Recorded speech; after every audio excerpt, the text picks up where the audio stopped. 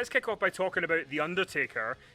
Wrestle Votes had put out a story saying that Undertaker is going to be, he's going to be part of the theme of this year's Survivor Series, the 30th anniversary of him debuting in WWE. What do you make of this story? What do you want to see him do at the show, if anything? And do you have memories of when he debuted back in 1990? Oh, certainly I have memories of when he debuted back in 1990. I mean, I remember him as Mean Mark Callis in WCW, and he left that company in the summer of that year, and we're all wondering, where is he going next? Then he turns up in WWF. I know he actually debuted at TV taping before Survivor Series, but I didn't have access to that information back then. And when he turned up Survivor Series, we were like, that's me, Mark Callis. I remember him from WCW. I remember him from USWA. And what's he doing? Pretending to be pretending to be this supernatural being who's supposedly not, he's alive, but he's not alive. He's a member of the undead, or what is he? And we were like pretty shocked by the transformation. But all that really was secondary to the way in which he was booked in that match, in which he absolutely destroyed the opposition, and then was protected on his elimination. He was counted out, if memory serves me correctly, and just looked devastating from the off. So, I mean, going from like a mid-carder in WCW to this unstoppable force in WWF with this entirely new character, which actually was befitting the time in WWF, of course. This was still the tail end of the cartoon era. It was, I was quite startled to see the transformation, but clearly from that very first appearance on TV, at least in TV time, on pay-per-view at Survivor Series, that was his first appearance on TV. It was clear that he was going to go far in the company. It was let's face it, a formidable performance by him. And there was no doubt at all that he played the character with utter conviction. You weren't watching. I mean, you would have only been 5 at the time, right, Kenny? You wouldn't have been watching. Yeah. No, I think the first time I saw him was WrestleMania 8 against Jake Roberts. But when I watched it back, I mean, he was terrifying as a kid. There's the famous footage of Macaulay Culkin at WrestleMania 7 being just like terrified of the Undertaker. So he was great, and he's been around for so long. But then this year we had the Last Ride series, which kind of almost put a nail in the coffin to the in-ring career of the Undertaker. And now he's maybe going to be at the 30th anniversary. They've not really done. I mean, for the 25th anniversary, they did have Undertaker and Kane against the Wyatts. I think the less that we remember about that, the better. But yes. What would you like to see him do? What would be a fitting thing to kind of celebrate 30 years of The Undertaker? I'm assuming that you're not going to be advocating for a match. No. I mean, we talked at length at the time about the Boneyard match with AJ Styles and how we thought that was the perfect swan song for him because he looked like The Undertaker again, with the layout of the match and the editing and all the run-ins and the special effects and the lighting and the extras and all the other things that were thrown in there. To me, it was the perfect way for him to bow out. And really, from that Last Ride documentary that was on the network, correct me if I'm wrong, wasn't he saying on that yes, it's over, I'm finished, I'm not going to wrestle again? Wasn't he saying that? Wasn't that the sentiments that... Did he come out and say that explicitly? I don't know whether he did, but that to me was definitely the sentiment that was expressed, right? Yeah, that was the gist of it. He didn't definitively say, I am never wrestling again, but he essentially said, there's maybe no better way to end it than this.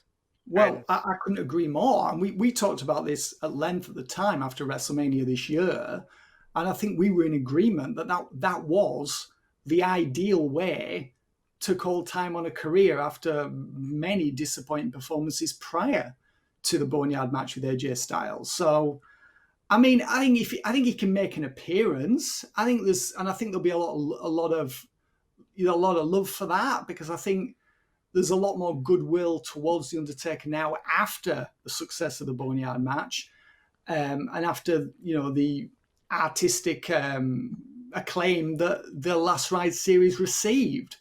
So I think so long as he doesn't do a match, I think really whatever he does will go down well. I mean, obviously he needs to make an appearance. I'm not quite sure really how they're going to play it. Maybe they'll announce that he's going into the Hall of Fame next year.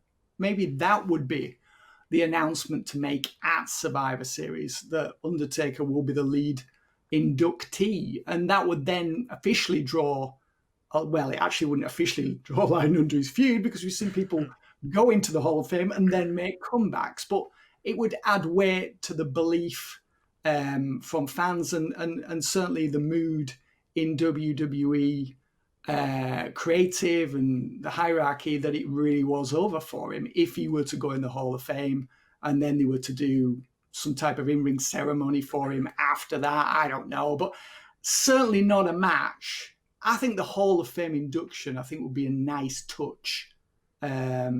Again, to all, it would all be part of that process of us letting go of him as an in-ring performer and it becoming official. What do you think, Kenny? Yeah, it was funny because we just published an article here on itrwrestling.com of Ric Flair from issue 1 of Inside the Ropes magazine, and he maintains that he thinks Taker will be back in the ring probably next year at WrestleMania. And I think he probably will as well, but I'm interested to see, so say he does make an appearance at Survivor Series, do we just get the old Undertaker again? Do we just get the complete dead man? I think how he turns up is going to be interesting. I think they should definitely mark the occasion of 30 years by having him there. I think the problem a lot of times is that, like, you know, when you do something that's really well received, the instinct after you get the adulation is to do something else that's really well received. Yes. The true test of kind of, I don't know, like the bravery is to kind of go, okay, I'm leaving it there because that's leave it where it is. There's so many wrestlers. Again, in issue 1 of the mag, we talked about a lot of wrestlers' last matches. We talked about Hulk Hogan's last match was a TNA house show in Manchester or Wembley or something in a 6-man tag. Ric Flair's last match was in TNA. Shawn Michaels now is in Saudi Arabia. So I don't know how much it matters to wrestlers about what their last match is, but with Taker, it's like that Boneyard match was absolutely a match of the year contender this year, and it really made you feel like it was 10 years ago, 15 years ago. Like he felt like what you used to feel when you saw the Undertaker wrestle. So I'm nervous for him, but I mean, you know, because say next year they do Undertaker AJ Styles, say they do it as a regular match. I just don't know if you can't beat what you did before, why try it again? Exactly. I understand the temptation. You start getting a little bit cocky and think that you're invincible. And I think they could very easily undo the excellent work that they did at WrestleMania this year. I wouldn't go so far as to say the Boneyard match was a match of the year contender. Certainly, if you was it the match of the year in the cinematic format? Yes, probably it was. Although in saying that, the Firefly Funhouse match with Bray Wyatt and John Cena was pretty spectacular as well. It's not often that I compliment John Cena, but my God, what a match that was. Well, it actually wasn't really a match, whatever you want to call it. I'm just taking note of this John Cena compliment that happened on Wednesday. Yeah, I mean, it wasn't really a match, was it? It was a cinematic experience, shall we say. I think Undertaker just needs to accept that it's over.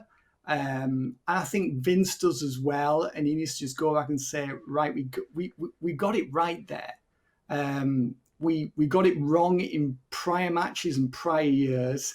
Let's leave it there. You know, let's not start getting overly ambitious. Let's not push our luck. Let's not undo the good work we did in 2020.